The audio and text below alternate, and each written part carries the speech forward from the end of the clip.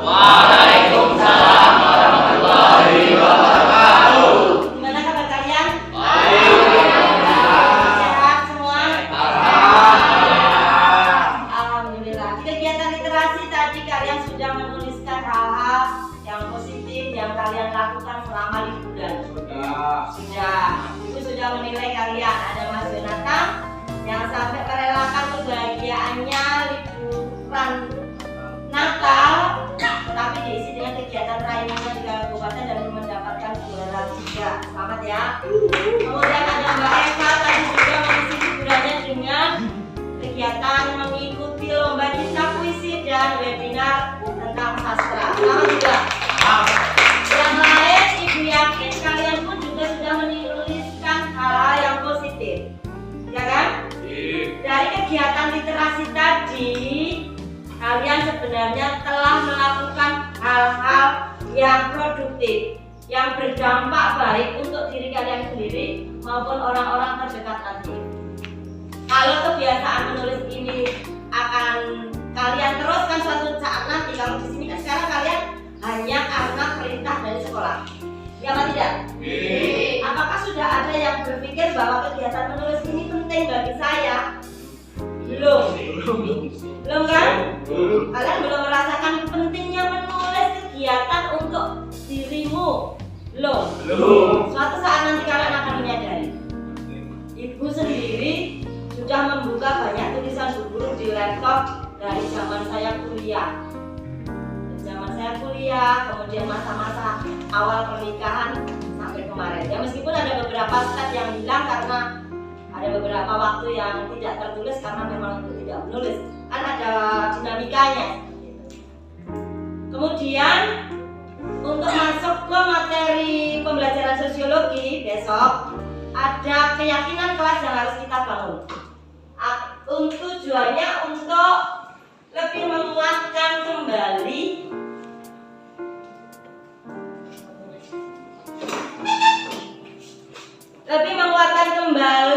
hal-hal positif, nilai-nilai kebaikan yang sudah melekat pada kalian. Kalau selama ini kalian hanya terpancar pada kalian sudah memasuki semester 2. Semester 1 kemarin kalau kalian sudah refleksi, sudah merenung di malam tahun baru kemarin sudah merenung kan? Renungannya hanya sebagai individu yang memiliki perasaan terhadap lawan jenis atau orang-orang spesial, atau renungannya yang bersifat umum. Untuk diri sendiri. Ya, untuk masa depan. Merenung itu kan berarti merefleksi yang telah dialami.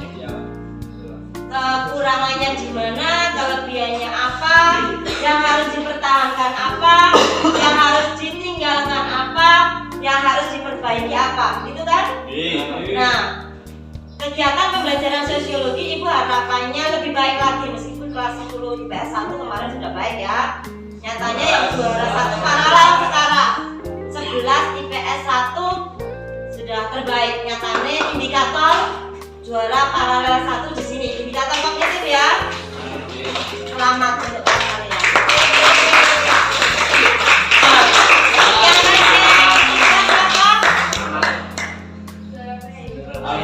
Mbak Sana, yang ranking terakhir Nur Ahmad, selamat Nur.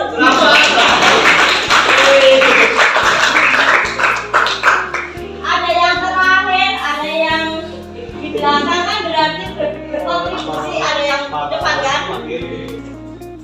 Sebelum kita memasuki pembelajaran, Ibu ingin kalian membuat keyakinan kelas. Kalian yang membuat. Kalau kalian membuat, otomatis harapannya kalian juga melakukannya dengan sepenuh hati, karena itu hasil proses pemikiran kalian, ya atau tidak? Dan kalian tahu keyakinan kelas ini,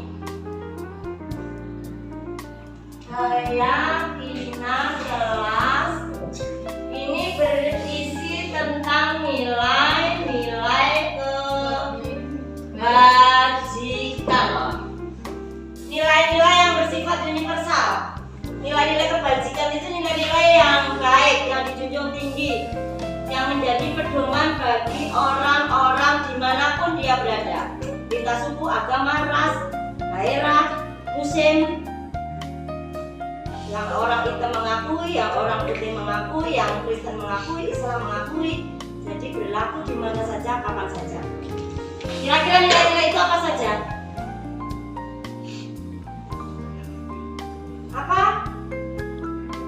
Ada nilai kejujuran, nilai religius, nilai tanggung jawab. Tanggung jawab itu Islam, Kristen, Buddha mengakui nggak? Mengakui. Kejujuran itu orang Jawa, Sunda, Malaysia, Amerika, Nigeria mengakui nggak? Mengakui.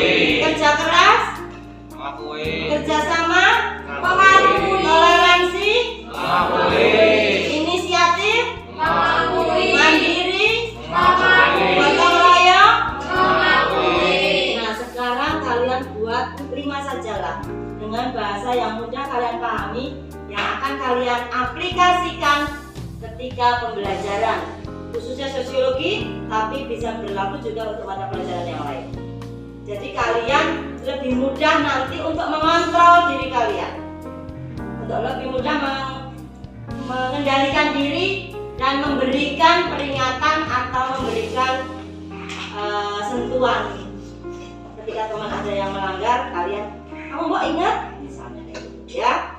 Ibu akan bagikan sticky note, kalian boleh tuliskan, nanti dikumpulkan di depan, nanti dirangkum kira-kira yang dominan, yang paling banyak sesuai kesepakatan kalian apa. Tuliskan bahasanya yang mudah dipahami, yang jelas, yang bisa kalian jadikan pedoman dalam kehidupan belajar. Ya.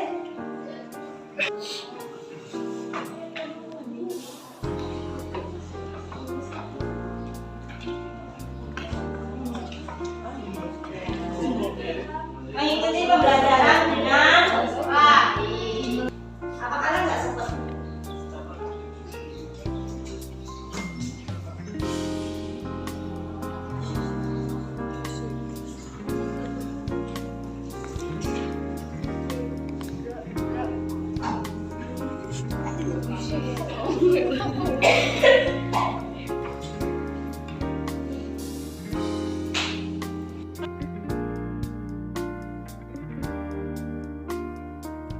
Assalamualaikum warahmatullahi wabarakatuh. Halo teman-teman semua, selamat sore. Saya Irina dan Rizka dari kelas 11 IPS. Di sini saya akan memaparkan sedikit mengenai kesepakatan kelas yang kami buat.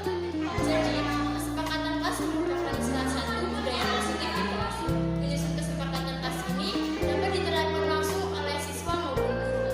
Dalam menyusun kesepakatan kelas ini juga ada beberapa ketentuan-ketentuan yang harus dilaksanakan dan dipatuhi agar sesuai dengan tujuan yang diharapkan. Tujuan dengan adanya kesepakatan kelas ini dapat membantu dalam pembentukan praktek yang baik dan budaya disiplin di kelas. Hal ini juga dapat membantu dalam proses belajar siswa menjadi lebih nyaman dan tidak menekan.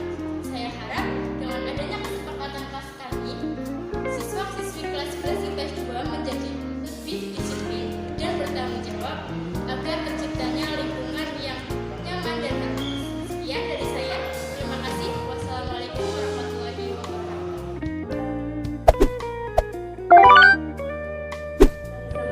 Dalam acara mengembangkan budaya positif di SMA Negeri 1 Pobonsari melalui diseminasi calon guru penggerak Angkatan 7 Kabupaten Purbalingga. Allahumma inna nas'aluka ilman nafi'an wa rizqan thayyiban wa 'amalan mutaqabbalan. Rabbana atina fid dunya hasanah wa fil akhirati hasanah wa qina 'adzaban nar walhamdulillahi rabbil alamin. Indonesia Raya merdeka, merdeka, tanahku negeriku yang ku cinta. Indonesia Raya merdeka, merdeka, hiduplah Indonesia Raya. Kita berkeyakinan bahwa ada berbagai hal yang bisa dikembangkan di sekolah ini. Karena kita yakin bahwa input siswa itu menjadi modal dasar ya. Input siswa itu menjadi modal kita untuk kita olah ya. Nah, modal dasar kita memang saat ini sangat beragam karena sekolah ini menggunakan sistem zonasi. Kalau dulu yang digunakan adalah nilai, kemudian kita ranking. Sekarang yang kita ranking adalah zonasi, baik zonasi jarak, kemudian ada jalur prestasi, ada jalur afirmasi, kemudian ada jalur afirmasi yang lain. Inilah Bapak semuanya, dengan kondisi yang sekarang ini berbeda dengan tahun-tahun kemarin, tentunya perlu semangat Bapak Guru di dalam mengembangkan keilmuannya, terutama ilmu-ilmu pedagogi yang ini sangat penting. Ilmu pedagogi itu sebagai dasar kita ya di dalam mengaplikasikan ilmu yang sudah kita dapatkan. Tidak hanya itu Bapak semuanya, karena guru itu diminta memang terus belajar, maka ilmu perkembangan manusia, kalau dulu itu ada ilmu perkembangan anak didik ya, perkembangan psikologis, itu juga harus dikuasai. Di samping itu pula metodologi. Kalau kita kuliah dulu ada namanya strategi belajar mengajar, disingkat dengan SBM ya. Itu pun juga memungkinkan kita untuk bagaimana mengaplikasikan ilmu kita dengan kondisi siswa yang tadi saya sampaikan, yang sangat heterogen itu. Jadi sekarang ini kita mengajar tidak hanya anak-anak yang pinter ya, tetapi di dalam satu kelas itu berbagai ragam. Nah, inilah yang diminta untuk digarap di kurikulum Merdeka itu ini.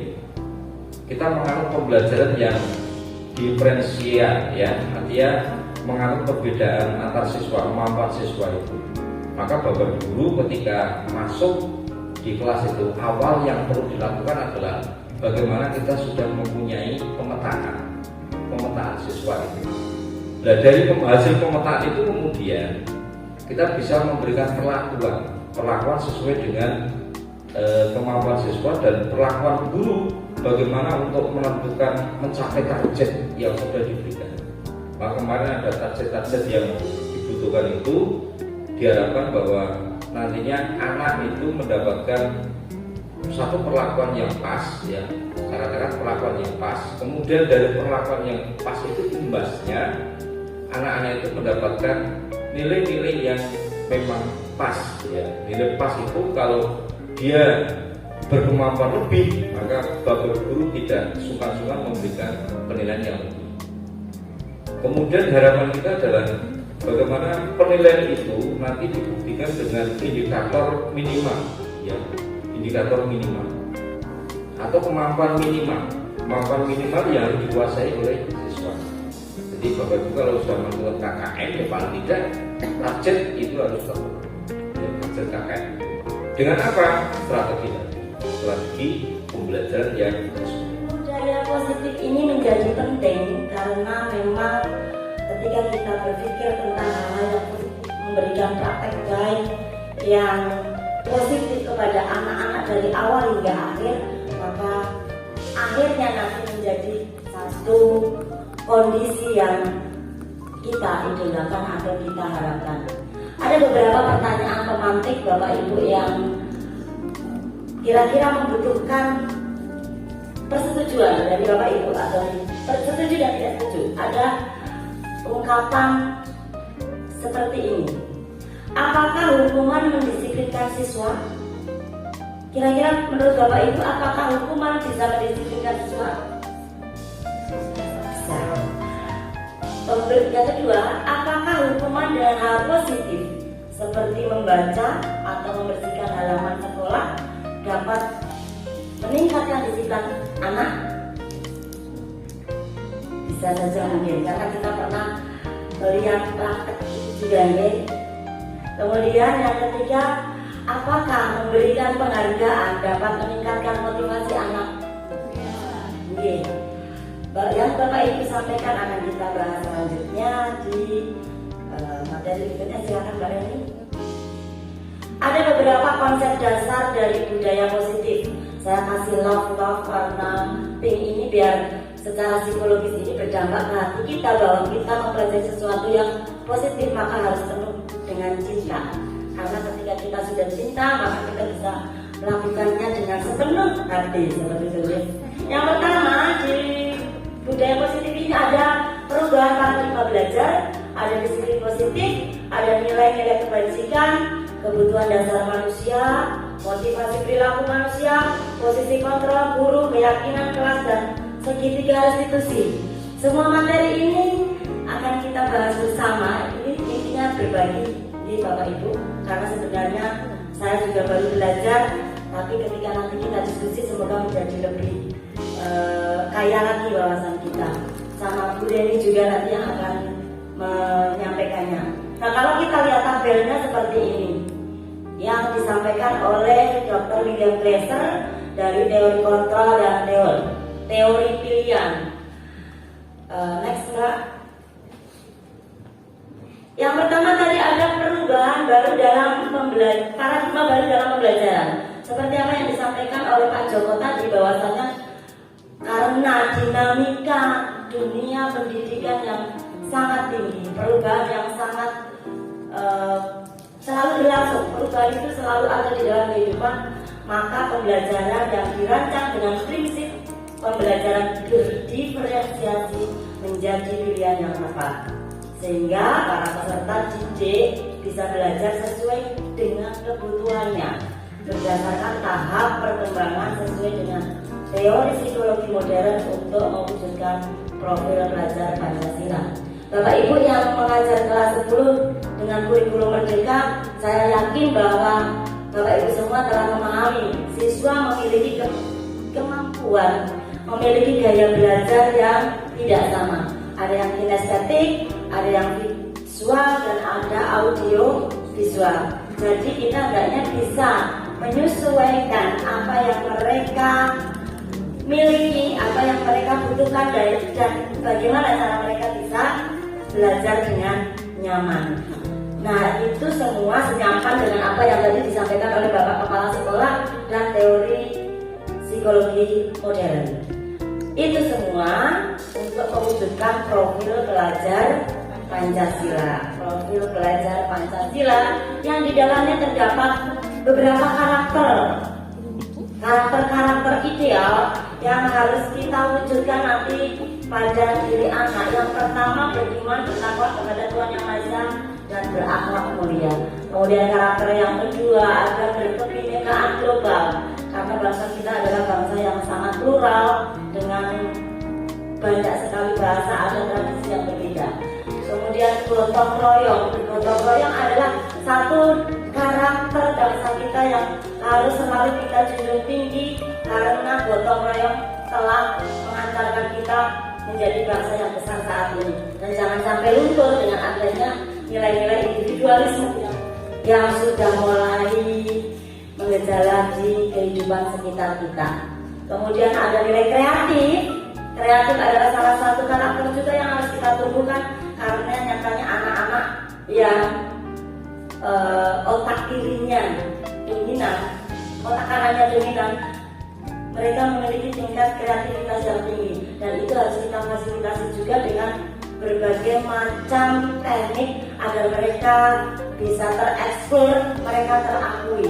Mungkin selama ini yang sering terjadi adalah kita mengakui ketika mereka cerdas secara kognitif, cerdas matematika, cerdas fisika, cerdas kimia, baru kita anggap cerdas. Padahal mereka yang pintar nari ya Bu Adik, yang pintar seni kriya seperti apa yang disampaikan, yang diajarkan Bu Rida, yang pintar qiraah sama Ustadz Mufid, adalah nilai-nilai yang sangat luar biasa, yang sangat tinggi, yang harus kita apresiasi dan kita kembangkan juga. Oke, jadi mari kita lupa bahwasanya kecerdasan mereka bukan hanya sekedar hitung-hitungan saja, tetapi ada kemampuan seni, ada kemampuan bahasa, ada kemampuan agama, olahraga yang selama ini sudah berkembang begitu banyak piala. Anak-anak kita kompetensinya beda-beda. Belum, masih tadi. Iya. Bernalar kritis juga menjadi salah satu karakter yang dibutuhkan untuk era saat ini, karena dengan bernalar kritis kita bisa melakukan segala sesuatunya yang mungkin orang lain tidak dipikirkan. Kemudian mandiri ini adalah salah satu karakter yang tangguh dalam menghadapi segala tuntutan kehidupan. Next, Mbak. Nah, masukkan disiplin positif dan nilai-nilai kebajikan. Dari beberapa teori yang ada, dari beberapa fakta yang ada, kita sering terjadi miskonsepsi. Ada konsepsi yang salah tentang teori kontrol. Yang pertama, ilusi bahwa guru bisa mengontrol murid. Kita tuh kadang-kadang berpikir bahwa kita bisa mengendalikan murid kita. Apa yang kita inginkan harus dilakukan oleh murid kita. Itu adalah konsep yang salah. Kemudian yang kedua, ilusi bahwa semua penguatan positif efektif dan bermanfaat.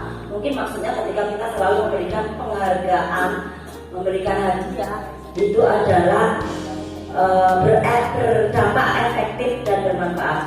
Yang ketiga, ilusi bahwa kritik dan membuat rasa bersalah mampu menguatkan karakter.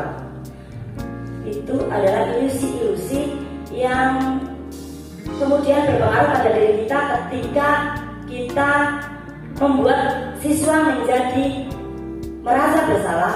Itu kemudian akan bisa menguatkan karakter mereka. Ilusi bahwa orang dewasa berhak memaksa. Makanya kadang-kadang bocah cilik ngerti apa? Padahal mereka itu punya hak untuk berbicara, untuk menyampaikan sikap, untuk melakukan tindakan. Kita yang dewasa tinggal mengarahkan. Jadi kalau kita misalnya sudah memaksakan segala sesuatunya, saya pikir kurang elok, kurang bijak, karena mereka punya hak untuk melakukan sesuatu sesuai dengan tataran umur mereka. Next. Nah, bagaimana mengubah paradigma dari stimulus respon ke teori kontrol? Menurut Stephen R. Covey, bahwasanya bila kita ingin membuat kemajuan perlahan, sedikit-sedikit ubahlah sikap atau perilaku Anda. Kalau kita mau membuat kemajuan, maka yang diubah secara perlahan-lahan, sedikit-sedikit adalah perilaku Anda. Namun bila kita ingin memperbaiki cara-cara utama kita, maka kita perlu mengubah kerangka acuan kita, cara pandang kita. Ubahlah bagaimana Anda melihat dunia, bagaimana Anda berpikir tentang manusia, sehingga skema pemahaman dan penjelasan tentang aspek-aspek tertentu tentang realitas itu menjadi nyata. Next. Nah, ada beberapa poin ini bagaimana mengubah paradigma dari stimulus respon ke teori kontrol. Artinya begini, kita selalu memberikan penilaian setelah ada rangsangan dari luar. Tetapi bagaimana seharusnya kita bisa memberikan kontrol terhadap segala sesuatu yang datang dari luar. Yang pertama, realitas kebutuhan kita sama. Stimulus respon tentang dunia. Yang sebelah sana adalah teori kontrol tentang dunia. Realitas kebutuhan kita itu sama. Padahal sebenarnya realitas kebutuhan kita berbeda. Pak Idin sama Pak Arji kebutuhannya berbeda ya Pak? Sama-sama membutuhkan sesuatu. Kemudian semua orang melihat hal yang sama, padahal setiap orang memiliki gambaran yang berbeda. Kita mencoba mengubah agar orang berpandangan sama tentang kita. Kita berusaha memahami pandangan orang lain tentang dunia. Perilaku buruk dilihat sebagai suatu kesalahan. Ini kadang-kadang yang kita lakukan. Manakala kita melihat perilaku anak-anak buruk, kita langsung memberikan penghakiman, langsung memberikan label atau stigma sebagai sesuatu yang salah. Kemudian orang lain bisa mengontrol kita, padahal sebenarnya hanya kita sajalah yang bisa mengontrol diri kita. Saya bisa mengontrol orang lain, padahal sebenarnya saya tidak bisa mengontrol panjenengan semua. Pemaksaan ada pada saat bujukan gagal. Jadi ketika kita membujuk gagal, kok gelem apa ora? Kita kadang-kadang menggunakan cara-cara yang memaksa ya Pak. Kemudian kolaborasi dan konsensus menciptakan pilihan-pilihan baru. Padahal sebenarnya kita bisa menggunakan cara-cara yang lebih elegan, bisa bekerja sama, bisa membangun kesepakatan seperti itu. Kemudian model berpikirnya menang kalah, seperti persaingan. Tetapi bisa diubah dalam teori kontrol bagaimana model berpikir menang-menang atau win-win solution. Next, Bu. Nah, disiplin positif. Ketika kita berbicara tentang kata disiplin, maka sebenarnya artinya belajar. Disiplin mengacu pada disiplin diri yang memiliki tanggung jawab terhadap apa yang dilakukan berdasarkan nilai-nilai yang diyakini. Sebenarnya artinya itu, tanggung jawab terhadap apa yang dilakukan berdasarkan nilai-nilai yang diyakini. Tetapi, next Bu.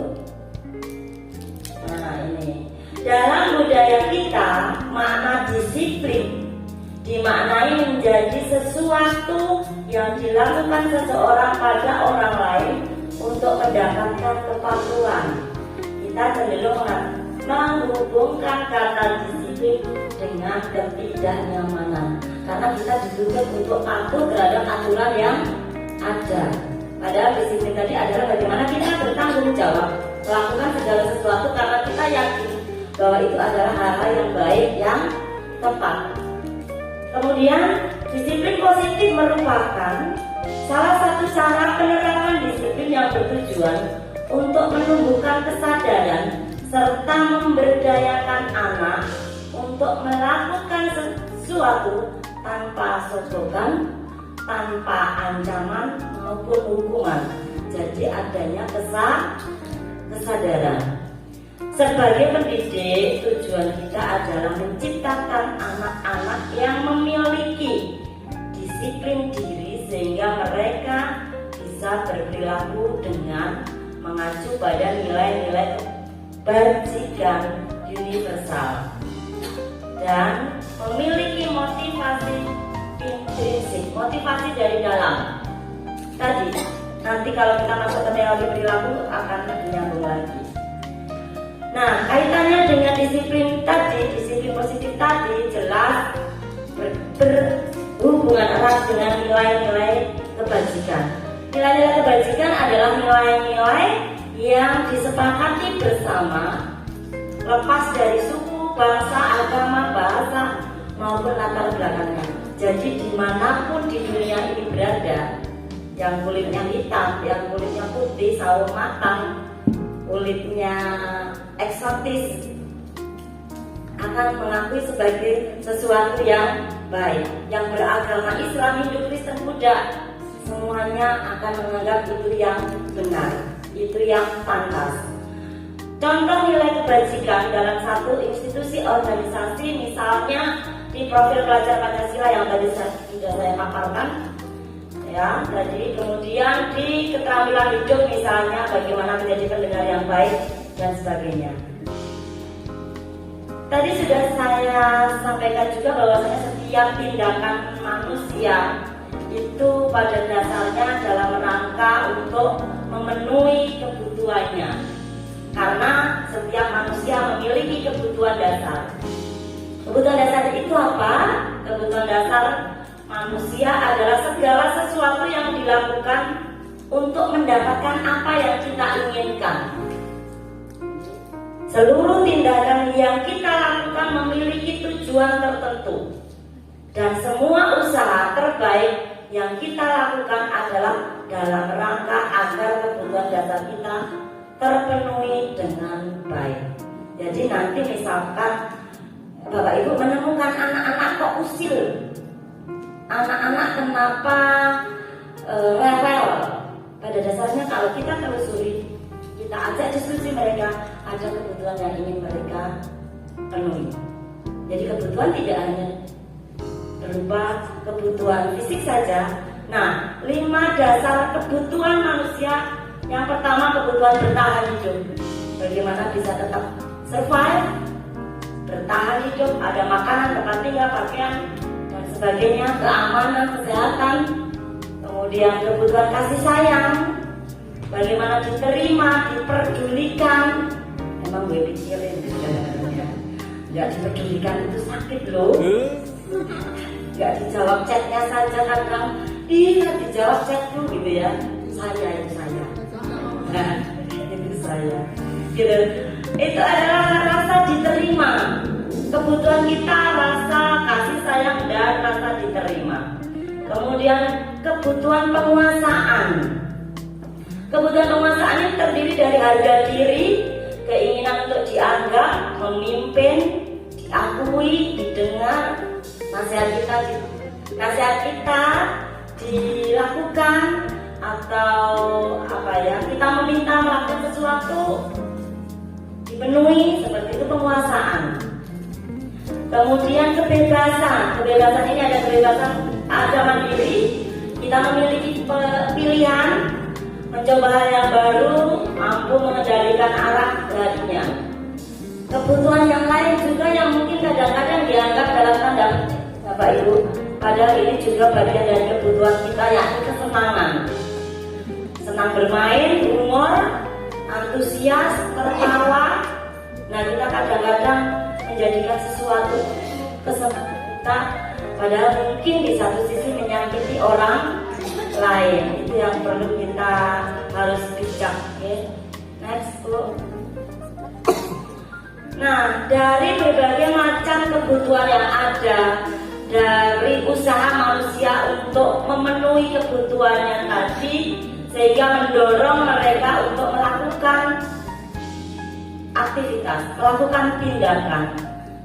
Di sini berkaitan dengan motivasi perilaku manusia. Motivasi merupakan dorongan yang timbul pada diri seseorang secara sadar atau tidak sadar untuk melakukan suatu tindakan dengan tujuan tertentu. Motivasi terdiri dari motivasi intrinsik dan motivasi ekstrinsik. Motivasi intrinsik, motivasi dari dalam; motivasi ekstrinsik, motivasi dari luar. Dari 3 motivasi perilaku yang pertama, orang-orang, coba Bapak Ibu cermati ketika kita melakukan sesuatu, ketika kita melakukan tindakan, ketika kita bekerja, ketika kita mematuhi aturan, itu kira-kira motivasi yang ada di dalamnya apa? Ada 3 motivasi. Yang pertama, untuk menghindari ketidaknyamanan dan hukuman. Aku mangkat gasina sekolah biasanya tidak kena hukuman disiplin. Itu motivasinya dari luar. Ya. Saya berangkat gasi itu tadi. Saya memberikan hadiah sama anak biar saya dapat biar saya mendapatkan penghargaan dari anak misalnya. Wah, Bu Guru emang misalnya. Itu berarti untuk mendapatkan penghargaan atau imbalan dari orang lain. Karena kadang-kadang kita melakukan sesuatu itu mengharapkan penilaian dari masyarakat, dan itu pun sebenarnya kalau secara sosiologis ya, kalau ini teori psikologis, kalau secara sosiologis itu fakta nyata dan ada. Dan ternyata faktor yang mendorong melakukan tindakan itu karena motivasinya untuk mendapatkan penghargaan dari orang lain. Itu motivasinya masih motivasi dari luar. Ketika penghargaan itu tidak diberikan, kita bisa jatuh, kita bisa kecewa, kita bisa down. Atau juga Kalau misalnya tindakan itu kita lakukan karena takut dihukum, maka kita tidak ikhlas melakukannya. Kita tidak nyaman, dua-duanya tidak nyaman karena motivasinya dari luar. Berikutnya, nah ini yang ketiga adalah menghargai nilai-nilai kebajikan diri sendiri. Jadi kita selaku guru hendaknya bisa menumbuhkan ini. Murid melakukan disiplin ini karena sadar akan nilai-nilai kebajikan dirinya. Saya berangkat ke sekolah mengerjakan tugas guru itu karena saya memang menghargai. Saya tahu bahwa ini adalah hal yang benar. Saya tahu ini adalah untuk membekali kompetensi diri saya. Saya belajar tidak hanya untuk mendapatkan nilai, tapi saya belajar adalah untuk memperkaya wawasan pengetahuan demi masa depan saya. Saya, misalnya ini anak-anak ya, kadang-kadang saya memang sempat suatu saat dulu sebelum ikut guru penggerak ini sering berdiskusi dengan para senior ketika mereka membawa gite atau garisan. Mohon maaf saya kurang sepakat saat itu sebelum saya tahu teori ini. Saat itu saya sudah berpikiran, coba kita dorong anak-anak bahwa mereka sadar apa yang mereka lakukan itu adalah salah. Misalnya nyontek kan mereka nyontek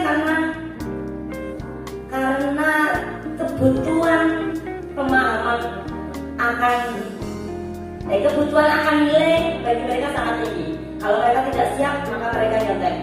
Padahal ketika mereka sadar ini adalah event di mana untuk mengukur kemampuan saya sendiri, maka saya diawasi atau tidak diawasi akan tetap jujur kayak gitu. Jadi bukan karena pengawasan dari luar, tetapi karena kesadaran anak apa yang dilakukan adalah untuk membekali dirinya akan karakter yang baik. Seperti apa yang dilakukan oleh yang disampaikan oleh Ki Hajar Dewantara, bahwasanya merdeka itu artinya tidak hanya terlepas dari perintah, akan tetapi juga cakap memerintah diri sendiri. Seperti itu. Next. Nah, ada konsep disiplin dengan identitas yang gagal. Kita mengatakan disiplin, tapi pada dasarnya sebenarnya kurang optimal atau belum optimal. Yang pertama dengan hukuman ini biasanya tidak terencana atau tiba-tiba. Murid tidak tahu apa yang akan terjadi, kemudian bersifat satu arah, biasanya berupa hukuman fisik atau psikis. Yang kedua dengan penghargaan ini menjadi tidak efektif, bisa merusak hubungan, bisa mematikan kreativitas, menghukum dengan sistem ranking. Ranking itu sebenarnya secara psikologis menurut Glasser tadi menghukum anak. Yang berikutnya merampas hak menghargai dirinya. Next Mbak, nanti kita masuk ke sesi diskusi saja biar lebih jelas. Kemudian konsep disiplin dengan identitas yang sukses. Tadi ketika kita bisa menumbuhkan motivasi intrinsik dan disiplin positif, maka yang ada adalah konsekuensi dan restitusi. Dengan konsekuensi ini anak bisa disepakati sesuai dengan peraturan yang ada. Kemudian ada penguatan jangka pendek, ada stimulus dan respon, kemudian perlu monitoring berkelanjutan, murid tetap dibuat tidak nyaman. Konsekuensi itu masih ada satu poinnya lagi, karena konsekuensi ini biasanya ada sesuatu yang kurang. Kemudian kalau restitusi nanti akan dijelaskan lebih lanjut oleh Bu Reni, karena nanti untuk membentuk budaya positif ini kita akan mulai awal dengan membuat keyakinan kelas, bukan peraturan ya. Kalau Bapak Ibu Persani yang ada di kelas-kelas itu ada begitu banyak peraturan, sehingga anak-anak pun tidak hafal. Salah satunya mungkin Bapak Ibu alami ketika Bapak Ibu ngajar anak-anak dengan santainya minum tok kayak gitu, atau di kelas itu banyak sekali minuman. Padahal di tata tertib itu ada aturan dilarang makan dan minum ketika proses pembelajaran. Saya melihat juga kalau itu kayak main kafe juga ya, gitu ya. Padahal ini proses pembelajaran dalam arti ketika ada etikanya, ada sopan santunnya. Kita lagi belajar, tapi mereka dengan santainya minum tanpa mengindahkan yang lain yang sedang mengajar atau yang sedang presentasi misalnya. Nah itu nanti yang harus kita proses bersama Bapak Ibu. Salah satu contohnya, contoh kecil kasus yang ada di dalam kelas. Mungkin nanti kita bisa bergerak bersama untuk melakukan berbagai macam pembenahan, tetapi kita menggunakan pendekatan yang nanti akan disampaikan oleh Bu Reni secara lebih jelas lagi.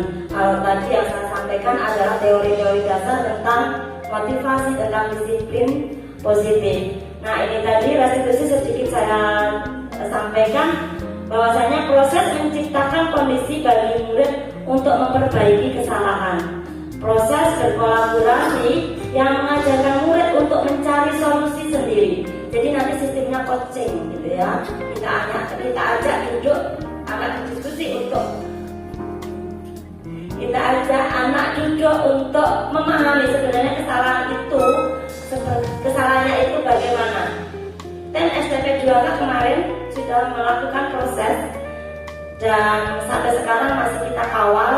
Kita bekerja sama dengan BK.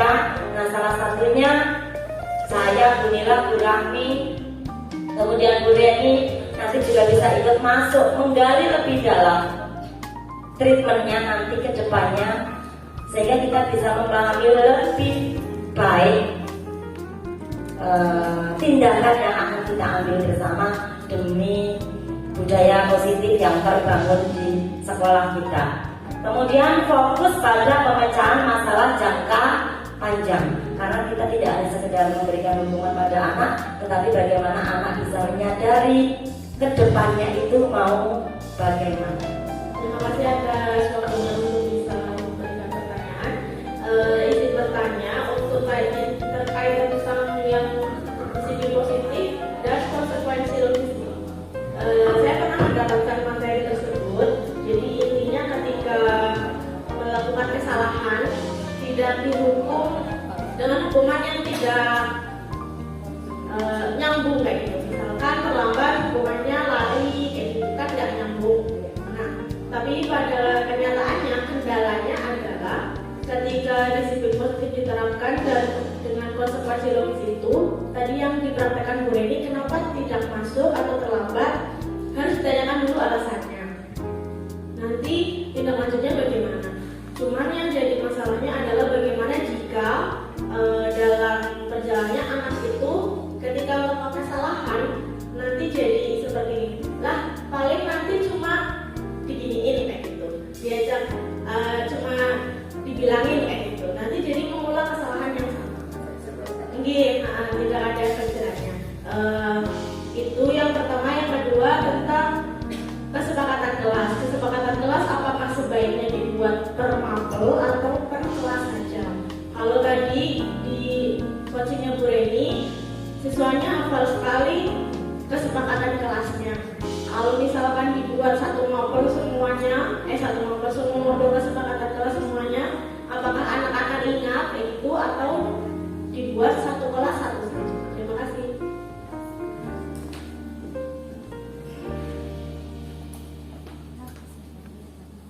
Terima kasih, langsung saya tanggapi saja dulu kemudian untuk Bapak Ibu yang lain nanti kami juga mohon masukannya, tanggapannya terkait dengan pertanyaan Bu Dia tentang disiplin positif dan konsekuensi logisnya.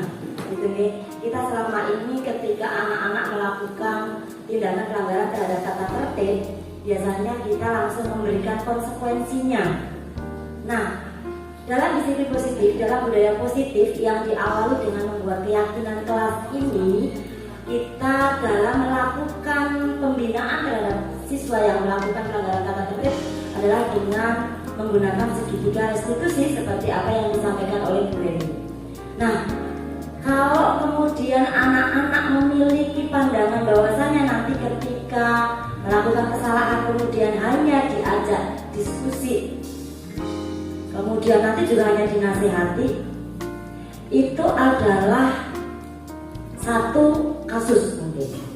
Nah, bagaimana agar kita selaku pendidik jangan sampai anak-anak memiliki pemikiran seperti itu? Satu tadi, kita membuat keyakinan kelas. Keyakinan kelas ini dibuat benar-benar melibatkan seluruh siswa, meyakini bahwa apa yang mereka buat itu adalah hal-hal mendasar, hal-hal yang bijak, yang baik, sehingga kalau mereka sudah tahu betul, mereka akan ngerem tindakannya, akan berpikir ketika melakukan sesuatu itu pasti ada efeknya, dampaknya, menyakiti orang lain atau tidak. Kalau toh misalnya kemudian akhirnya melakukan tindakan yang salah, mereka akan kita ingatkan kembali pada keyakinan kelas yang sudah mereka buat. Atau kalau misalnya kita tanyakan alasan, mungkin tadi Bu Reni juga sebenarnya sudah menanyakan kenapa melakukan hal itu, tapi karena audionya tidak jelas mungkin tidak terdengar. Setiap anak melakukan kesalahan akan kita bawa sebenarnya apa yang mereka lakukan itu motivasinya apa, atau alasannya apa, atau kebutuhan yang belum terpenuhi itu apa. Misalnya anak-anak ada yang iseng nih, ngumpetin pulpen, kemudian jahili, jepreti temennya. Ada satu kebutuhan yang mereka ingin penuhi, misalnya kebutuhan akan kesenangan, kebebasan seperti itu.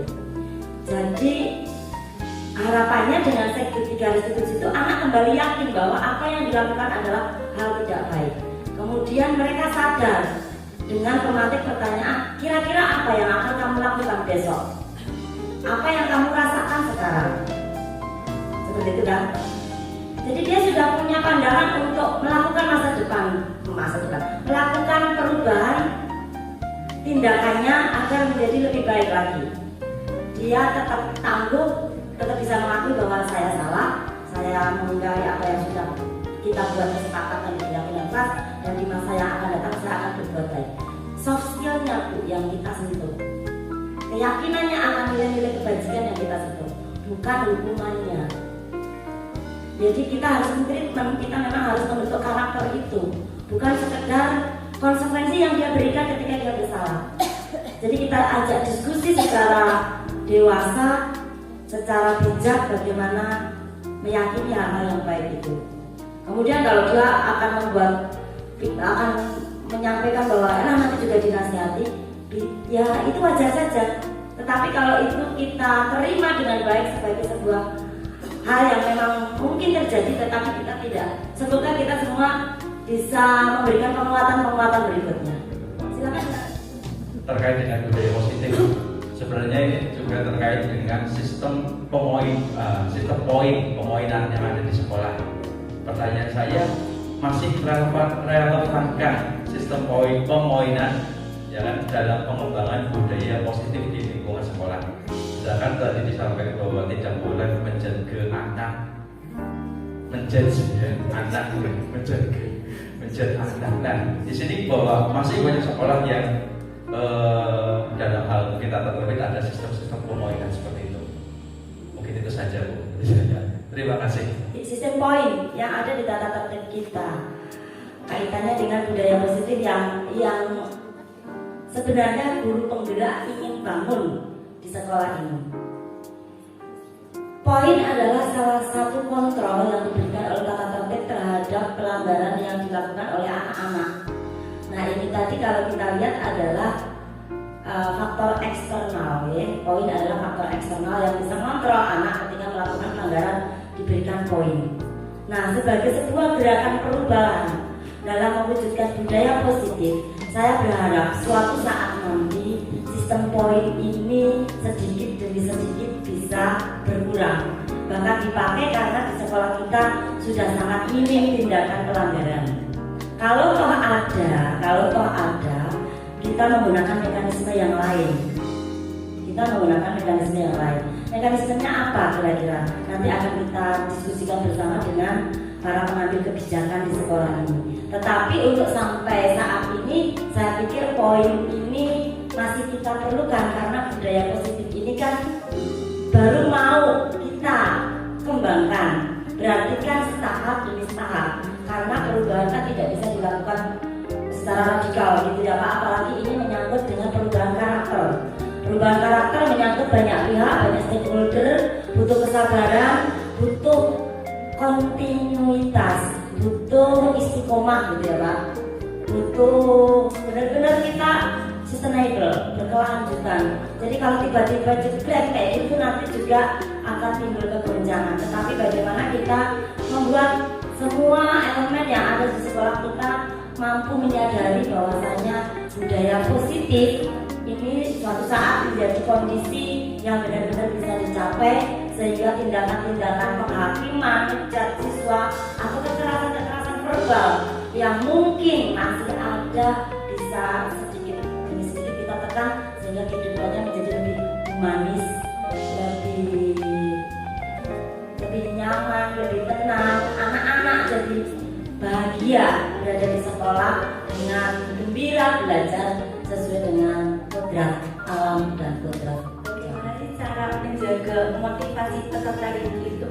Karena kan motivasi yang seperti kita ketahui itu naik turun begitu. Bagaimana caranya biar peserta didik tetap termotivasi dalam mengikuti pembelajaran? Kemudian terkait kesepakatan kelas, apakah dalam membuat kesepakatan kelas itu tetap ada pembatasan? Karena kan peserta didik cukup unik ya. Kadang ada kesepakatan kelas yang agak lengan begitu. Bagaimana cara meneruskannya? Terima kasih. Terima kasih Bu Alifa pertanyaannya. Ini adalah satu PR yang berat untuk saya sendiri selaku guru penggerak, selaku guru. PR juga untuk kita semua, karena selama ini kita memang melihat bahwasanya anak-anak kita itu masih melakukan segala sesuatu, faktornya lebih didominasi faktor eksternal. Mereka belajar saja kalau ada ulangan, mengerjakan tugas saja kalau tugasnya dikoreksi. Nah, hal yang sudah saya lakukan, tindakan yang sudah saya lakukan adalah saya kembalikan lagi kepada satu proses refleksi. Saya selalu mengajak anak-anak untuk refleksi. Kamu datang ke sekolah ini untuk apa?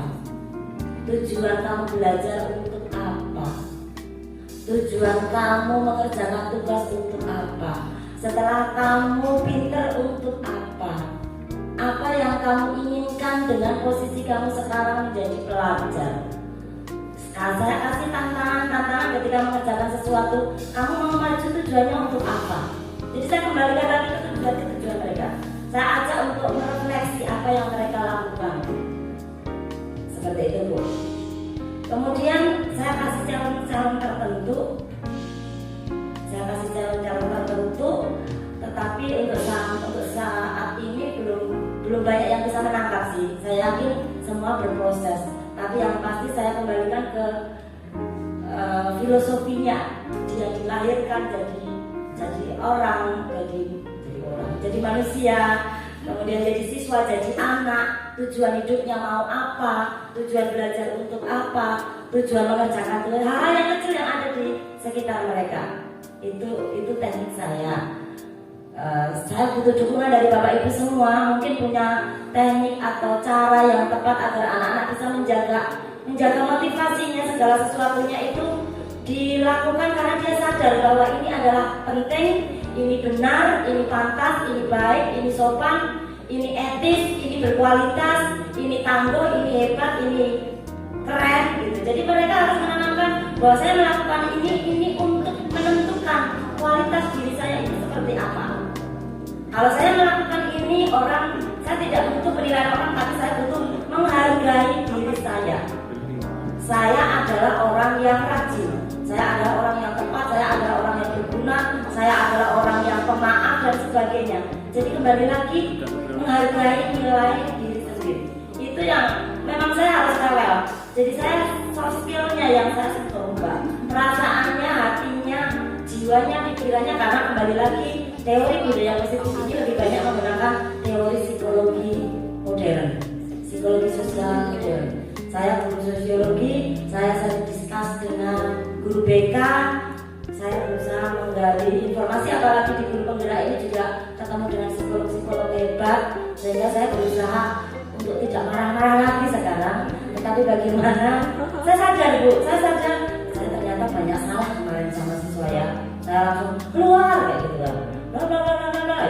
Sekarang saya sudah mulai bisa cooling down, bisa memahami.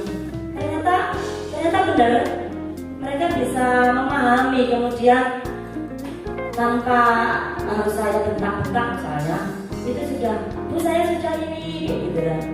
Saya sudah mengerjakan, Bu saya mau maju, gitu. Itu Bu, itu kalau yang saya lakukan. Mungkin Bapak Ibu yang lain bisa sharing kira-kira bagaimana untuk menghidupkan motivasi internal dari. Assalamualaikum warahmatullahi wabarakatuh. Perkenalkan saya Ridani Pangestuti, rekan dari Bu Wahyuni dan Bu Raini di SMA 1 Bobosari. Setelah saya mengikuti diseminasi terkait budaya positif ini, bermanfaat sekali untuk saya pribadi karena saya jadi semakin bersemangat untuk membiasakan diri berbudaya positif, apalagi terkait ketika anak melakukan kesalahan, bagaimana saya harus bersikap dan tidak selalu harus menggunakan cara marah-marah. Nah, terima kasih untuk ilmunya Bu Wahyuni dan Bu Raini. Semangat terus, semoga selalu bisa memotivasi dan memantik kami untuk bergerak bersama menuju paradigma budaya positif yang lebih baik lagi. Terima kasih untuk ilmunya yang sangat bermanfaat. Wassalamualaikum warahmatullahi wabarakatuh. Bismillahirrahmanirrahim. Alhamdulillahirabbil alamin. Saya Wahyuni Esos CGP Angkatan 7 Kabupaten Purbalingga telah selesai melaksanakan diseminasi budaya positif kepada rekan sejawat. Saya berharap apa yang sudah saya sampaikan bisa menjadi pembelajaran baru dan bisa menggerakkan teman-teman untuk membangun disiplin positif yang ada di SMA Bobosari dan suatu saat nanti bisa bergerak bersama dengan komunitas praktisi yang ada menjadikan SMA Negeri 1 Bobosari sebagai sekolah yang ramah anak, sekolah yang bisa memfasilitasi semua kebutuhan anak dan benar-benar bisa mengantarkan anak untuk mencapai cita-citanya, dan budaya positif bisa menjadi bagian yang tak terpisahkan dari kehidupan SMA Negeri 1 Bobosari. Terima kasih. Wassalamualaikum warahmatullahi wabarakatuh.